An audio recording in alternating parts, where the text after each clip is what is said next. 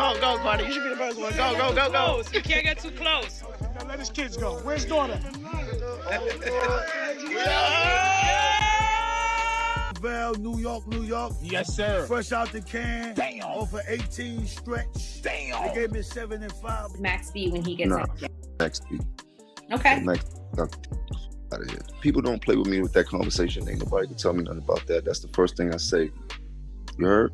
Okay. That's how you feel. That end the deal for anybody. There ain't no Max talking about conversation. Period.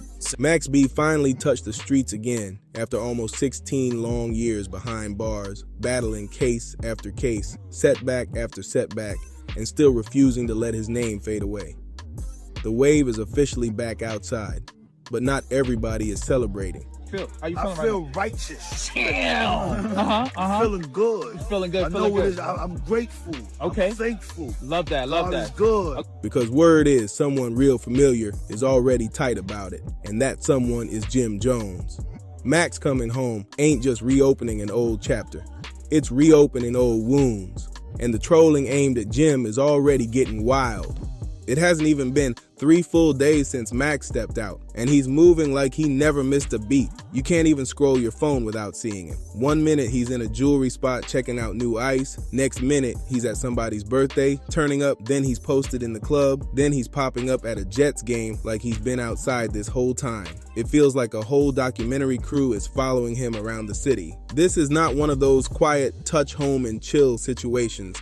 Max jumped right back into the spotlight like he never left, and he's loving every second of it.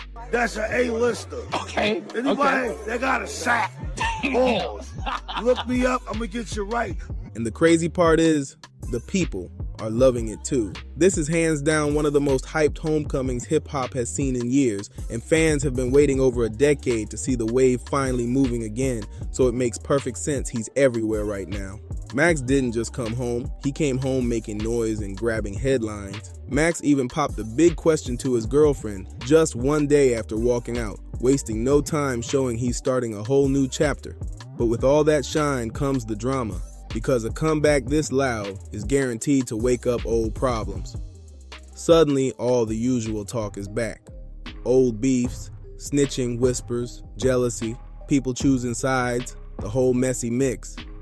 But the one storyline catching the most heat right now is his long and ugly feud with Jim Jones. Jim spent years trying to disconnect himself from anything tied to Max B. He said it in interview after interview. He don't want to speak on Max, don't want to deal with Max, nothing. Max B when he gets out. Max B. Okay. Max, stop dick. Fuck out of here. All right. Okay. In one sit down, he even said F Max B, then later tried to clean it up by saying he could maybe forgive, but he'd never forget. That basically meant the door was locked tight. But now that Max is out and moving like he's never been gone, it was only a matter of time before Jim's name got dragged right back into the mix. And of all people who could reignite that whole situation, of course it was 50 Cent, and nobody acted shocked. 50 and Jim been trading shots for years. So the second Max stepped out, it was the perfect alley-oop for 50 to start clowning again. He hopped on Instagram and did what he does best, stirred the whole pot. He posted a meme from Belly with the character Rico eating a banana, tagging him as Jim Jones, basically hinting that Jimmy was snitching. 50 threw his classic spin on the caption too, writing something like, "Homie said Max home, it's packed in Harbor. Jimmy about to drop a dime on these dudes, LOL." And just to turn the heat up even more, he added a clip of Max B on FaceTime with DJ Who Kid. After that, it wasn't just 50, bloggers, hip-hop pages, and fans all jumped in, turning the comment sections into straight chaos. For anybody who doesn't know, the tension between Jim Jones and Max B was never some tiny rap disagreement. This was deep, personal, and messy on both sides. Back in the mid-2000s, Jim and Max were moving like brothers for real, locking in at the studio, chilling together, and sliding through Harlem side by side. But even before all the music fame and all the headlines, Max had already lived a wild life. He had just come home in 2005 after serving 8 years on a robbery case, and when he stepped out, the world finally met Max Begavli. a name he built by blending Biggie Smalls, Machiavelli, and Jigga. When Max touched down, Harlem was already in a crazy era. The Diplomats were running the whole city. Cameron, Juelz Santana, and Jim Jones had the streets locked with hit after hit, dropping anthems that shaped a whole generation. Through Cameron, Max linked up with Jim, and the energy between them was instant.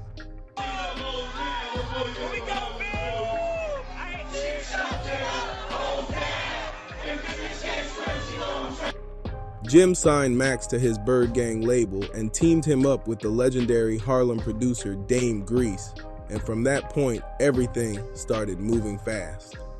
By 2006, Max had already dropped his first mixtape. $1 Million Baby hit the streets and took over instantly. Max's raspy, melodic delivery, his offbeat swagger, and that wild, wavy style made him sound like nobody else out. At the same time, Bird Gang had another rising problem solver, Stack Bundles, and with both Max and Stack in his corner, Jim Jones had the perfect duo. These were supposed to be the future of Harlem. Max was the hidden force behind the hooks and melodies that made Jim's tracks explode, and joints like Baby Girl turned into straight neighborhood anthems. Soon the chatter started, people whispering that Max was the real creative engine behind Jim's new sound, and that's exactly where the tension started creeping in. And when this woman, Gina Marie Conway, a prostitute who'd been with Plowden, told her boyfriend Charlie Wingate, aka Max B, a rapper, about the men's money.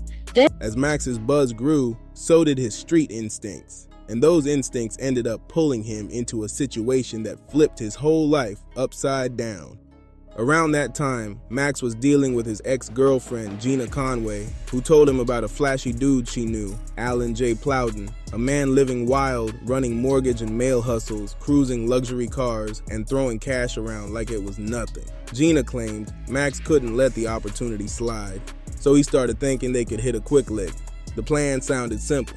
Pull up to Plowden's hotel room, grab whatever money was inside, and dip out clean. Gina said Max was the one who pushed the whole move, promising her a better life if she played along. But when they finally tried to make it happen, absolutely nothing about that night went the way they expected. Gina and Max's stepbrother, Kelvin Sims Leardam, were the ones who actually went out to make the move happen. But the whole thing fell apart before it even started. in the morning of September 22nd at the Fort Lee Holiday Inn. Police are called there after a man is shot to death. The victim, David Taylor from Florida, was staying in room 227. They were supposed to slide in while Plowden was out partying, but they got lost, missed exits, and spent hours just driving in circles.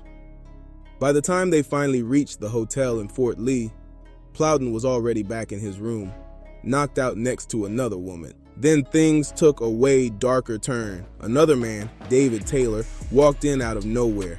He wasn't supposed to be part of anything. Sims panicked, pulled out a gun, and shot Taylor in the face execution style. Just like that, what was supposed to be a quick robbery turned into a full-blown murder case. From that moment, everything collapsed fast. Gina got picked up first, and when the pressure hit, she folded immediately. She handed over a 169-page statement to police, spilling everything she knew and pointing straight at Max, claiming he was the one who set the plan up. According to her, he was the mastermind, the one who convinced her to help, promising her a better life if the move worked.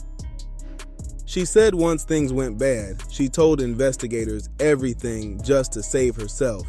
And once the feds had her statement locked in, they came for Max heavy. He got arrested and hit with serious charges, including felony murder, even though he wasn't physically at the hotel that night. Max's bail got slapped at a massive $2 million, and just like that, Harlem's rising wave star was staring straight at the possibility of spending the rest of his life behind bars.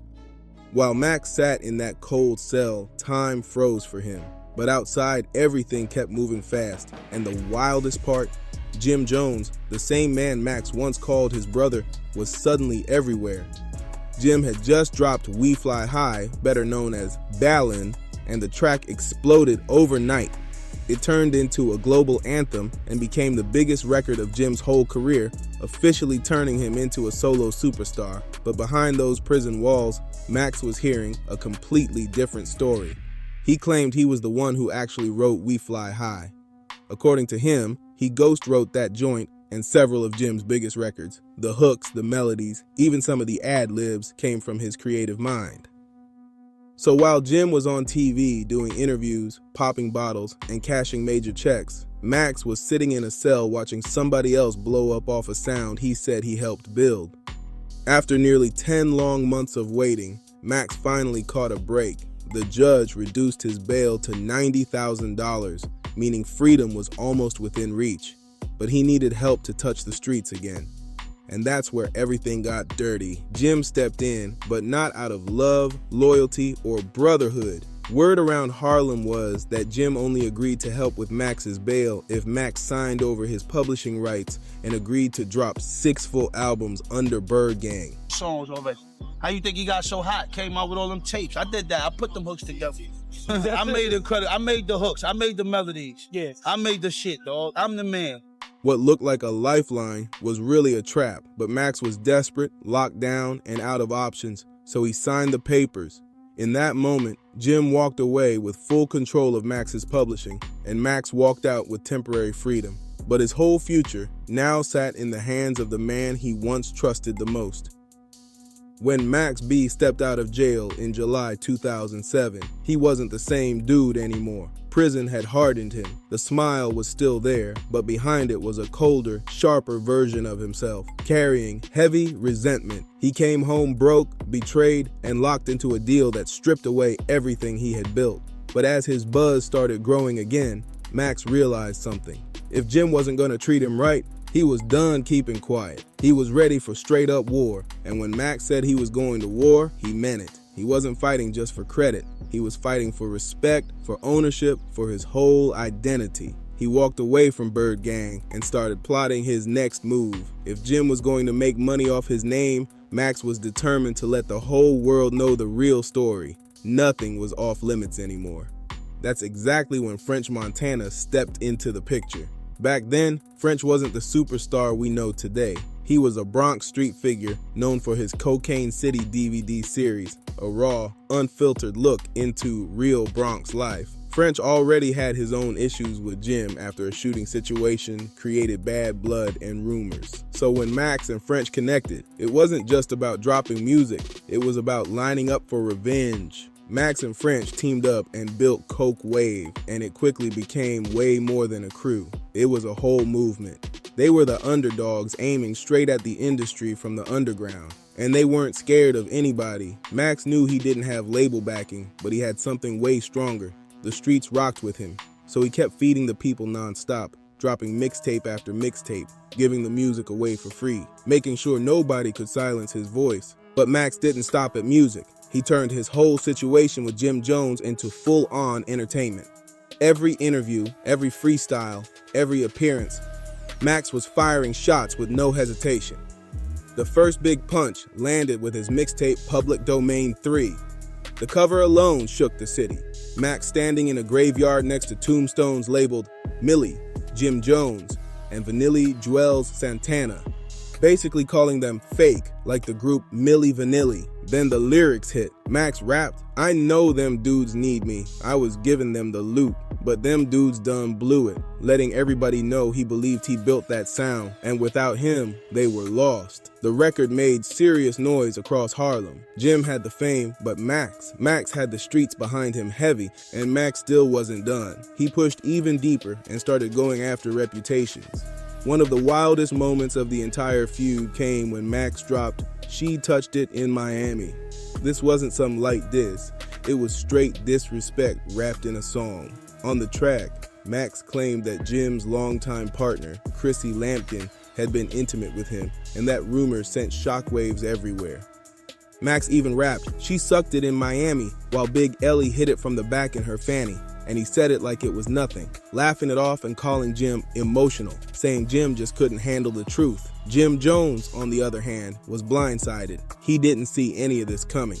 When Max started firing public shots, Jim tried to stay cool, brushing it off and acting like Max wasn't a factor at all. To get my room so I could ram it up his ass. Pause. And ram the mother. Boom, I hit him. So he put all this car, right? My window was there. He tried to grab me. So when he came in the window, I punched him in the face. He jumped into interviews claiming Max was just a bitter, washed-up rapper who never made it, just another guy who couldn't survive the industry.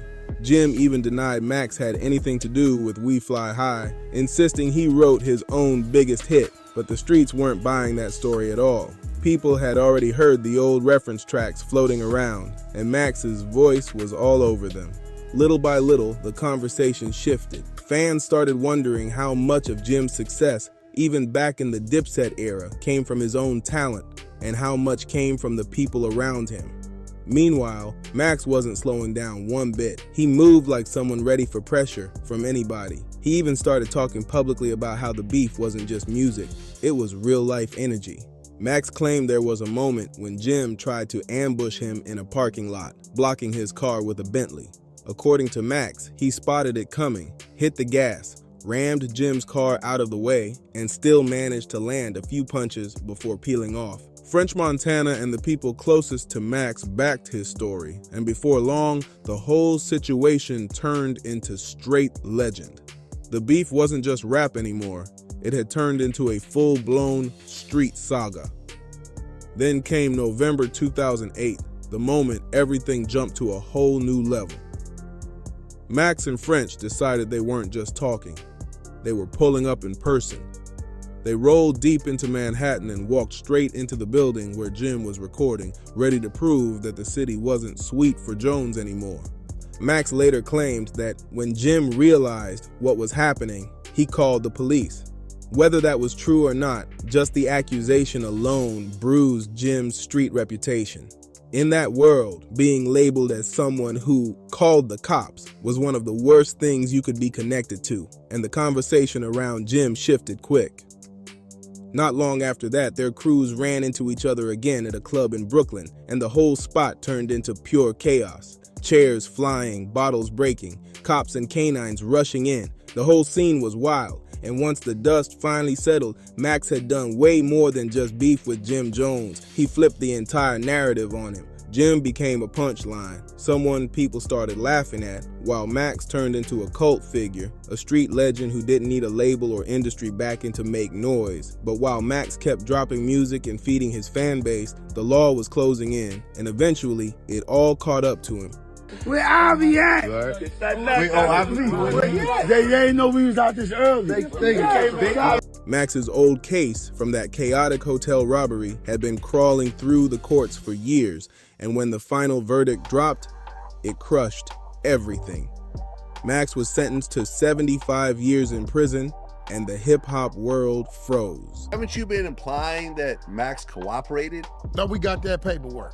Fans couldn't believe it. It felt like the wave got wiped out before it even reached the shore. While people mourned, Jim Jones looked like he was celebrating in silence. From Jim's point of view, it felt like he had just pulled off the ultimate business win. Max was locked away, his voice was gone, and Jim still controlled the publishing to his music. He thought the war was finally over. But in May 2010, everything flipped right back around. We got the paperwork where he voluntarily met with law enforcement, and then he led them to the location of the female, told them what strip club she worked at. And now the conversation came up on how he went from 80 to 20 years. A judge ruled that Jim Jones had zero control over Max B's music anymore. The court found Max had met all the terms in both his 2005 and 2007 contracts, which meant he was officially free from Jim's grip. Then came the real miracle. Max's massive 75-year sentence got cut down to 20 and later to just 12. Bit by bit, the daylight started creeping back in, and after all those years, the man who literally built a whole sound from a jail cell finally made it home. And even with his release, the internet couldn't help themselves. Controversy popped right back up. The moment news leaked that Max was close to touching the streets again, a familiar echo followed. Snitching rumors. These kinds of allegations always show up anytime a rapper beats a heavy sentence, and Max was no exception. And this time, the one pushing the storyline was none other than Wack 100. Whack 100 jumped out claiming he had paperwork proving Max cooperated with law enforcement while locked up. In a Vlad TV interview, he said he had documents showing Max met with authorities and supposedly gave information that helped reduce his original 80-year sentence. Whack even claimed Max shared details about a woman tied to the case, where she worked and all that, and said this played a role in his sentence getting cut. He also claimed people close to Max confirmed it and even hinted at some video evidence that could hurt Max if it ever popped up. But here's the real issue. Nobody outside of Whack 100 has ever seen this so-called paperwork. Even Whack admitted he never met Max, never spoke to Max, never had any dealings with him at all. So most people looked at the whole situation for what it was, another attempt to grab attention off somebody else's name. Fans came to Max's defense immediately, calling Whack's claims straight clout-chasing nonsense. And honestly, most people didn't care about the rumors. They were just happy to see Max home smiling and finally living life again. Now that Max B is officially back, the big question everybody's asking is whether he'll jump back into the music game and if the new generation will embrace him the way the old one did. The industry has changed a lot since he first touched down, but the streets don't forget their legends. For now, Max looks like he's just enjoying his freedom, soaking up the love, reconnecting with his people, and feeling the energy that's been waiting on him all these years. And if you rocked with this story, make sure you subscribe to Dripzine, share this video, drop a comment, hit that like button, and help the algorithm push this video out. Hype this video up.